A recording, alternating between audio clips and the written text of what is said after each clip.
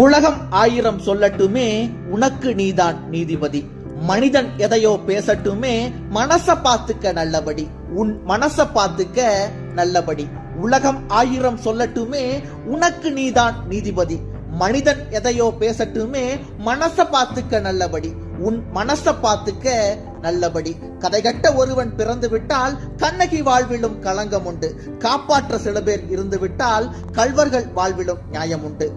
ஒரு துளி நீரில் இவ்வளவு பெரிய உடம்பு முளைத்திடுவதும், ஒரு சிறு காற்றில் அது உலாவிக் கொண்டிருப்பதும், ஒரு பொறி நெருப்பில் அது அழிந்து விடுவதும் ஏதோ ஒரு சக்தியின் இயக்கம், மறுக்க இயலவில்லை. எப்படி வாழ வேண்டும் என்பதற்கு என் எழுத்தை பாருங்கள், எப்படி வாழக்கூடாது என்பதற்கு என் வாழ்க்கையை பாருங்கள். எப்படியெல்லாம் வாழக்கூடாதோ அப்படியெல்லாம் வாழ்ந்தவன் நான். அதனால் இப்படித்தான் வாழ வேண்டும் என்று அறிவுரை சொல்லும் தகுதி எனக்கு இருக்கிறது. ஏற்றம் என்பது இறைவன் வழங்கும் பரிசு. எப்போது உன் திட்டங்கள் வெற்றி பெறுகின்றனவோ அப்போது இறைவன் உனக்கும் அனுமதி அளித்து விட்டான் என்று பொருள். வாழ நினைத்தால் வாழலாம், வழியா இல்லை. பூமியில் ஆழக்கடலும் சோலையாகும். ஆசை இருந்தால் நீந்தி வா. அன்பு என்பது ஒரு வழிப்பாதை அல்ல, கொடுக்கலாம் வாங்கக்கூடாது என்பதற்கு. துன்பங்களை தூசுகளாக்கி விட வேண்டும், அப்போது விசாலமான இதயம் பிறக்கும்.